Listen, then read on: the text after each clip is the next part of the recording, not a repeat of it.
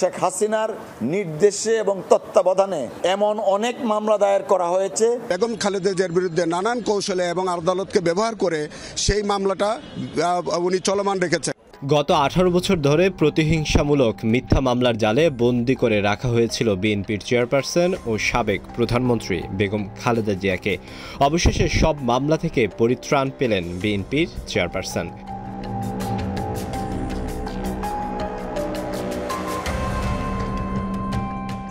সেনা নিয়ন্ত্রিত 1-11 সরকার তাকে রাজনীতি থেকে দূরে সরিয়ে দিতে 13টি প্রশ্নবিদ্ধ মামলা করেন।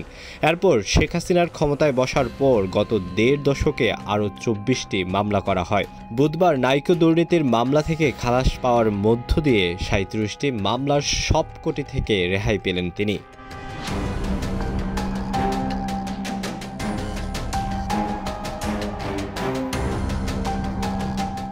গত 15 জানুয়ারি জিয়া অরফানেজ ট্রাস্ট মামলায় খালেদা জিয়া ও তার ছেলে বিএনপির ভারপ্রাপ্ত চেয়ারম্যান তারেক রহমান সহ 4 জনকে বেকসুর খালাস দেয় সুপ্রিম কোর্টের আপিল বিভাগ। জিয়া চ্যারিটেবল ট্রাস্ট দুর্নীতির মামলায় নিম্ন আদালত খালেদা জিয়াকে 7 বছরের কারাদণ্ড দিলেও গত বছরের 27 নভেম্বর হাইকোর্ট তাকে খালাস দেয়। এর আগে তিনি বড়পুকুরিয়া কয়লাখনি ও গ্যাটকো দুর্নীতি মামলার অভিযোগ থেকে অব্যাহতি পেয়েছেন। 2007 সালে দুর্নীতি দমন কমিশনের দায়ের করা নাইকো দুর্নীতি মামলা থেকে বুধবার খালেদা জিয়া সহ 8 জনকে খালাস দেয় ঢাকার আদালত।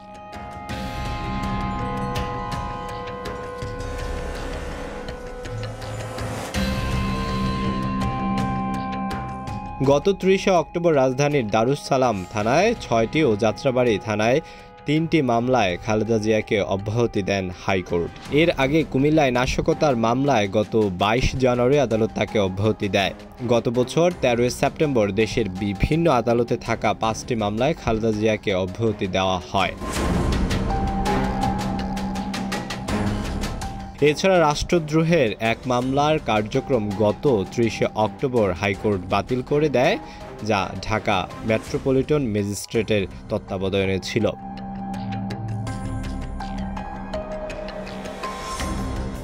গত বছরের 5 আগস্ট আওয়ামী লীগ সরকারের পতনের পর খালেদা জিয়ার বিরুদ্ধে রাষ্ট্রদ্রোহ সহ অন্যান্য মামলাগুলো বিভিন্ন তারিখে নিষ্পত্তি করা হয়।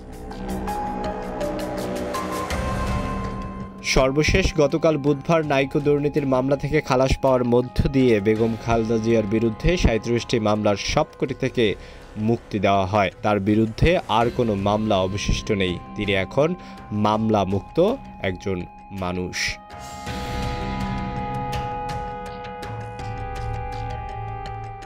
আলওয়ান খান, ঢাকা প্রকাশ।